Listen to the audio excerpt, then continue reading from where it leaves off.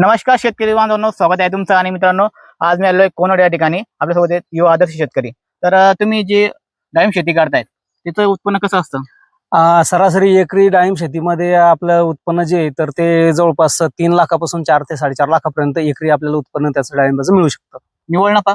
निव्वळ नफा त्यात खर्च 1 लाखापर्यंत खर्च पकडून चालायचं, 1,20,000 पूर्ण मार्केटिंग सगळं त्यामध्ये खर्च ऍडजस्ट होऊन जातो. म्हणजे 3 लाख रुपये एकरी निव्वळ नफा आपल्याला राहू शकतो. आता डाळिंब लागवड केल्यापासून किती दिवसाच्या आतमध्ये आपल्याला ते उत्पन्न भेटतं? जर आपलं डाळिंब लागवड जर आपण पहिला बार जर 18 महिन्यात पकडला तर लागवडीपासून 24 महिन्यात ते 25 महिन्यामध्ये आपलं पहिलं उत्पन्न निघून जातं. पहिलं उत्पन्न पहिल्या वर्षी थोडेसे झाड लहान असल्यामुळे थोडंसं कमी निघतं, पण त्यानंतर दुसऱ्या तिसऱ्या वर्षी उत्पन्न त्याचं कंटिन्युअस 20% 30% पर्यंत प्लस होत जातं.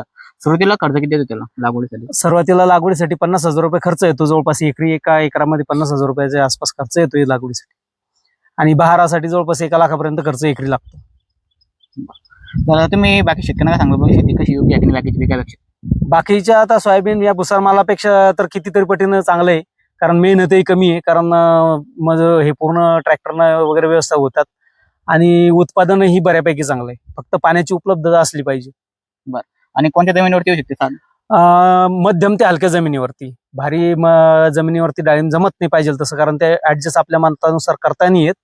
म्हणून एकतर हलकी, मध्यम किंवा हलकी जमीन, ही जमीन डाळिंबासाठी लाल मातीची असेल तर खूप चांगली.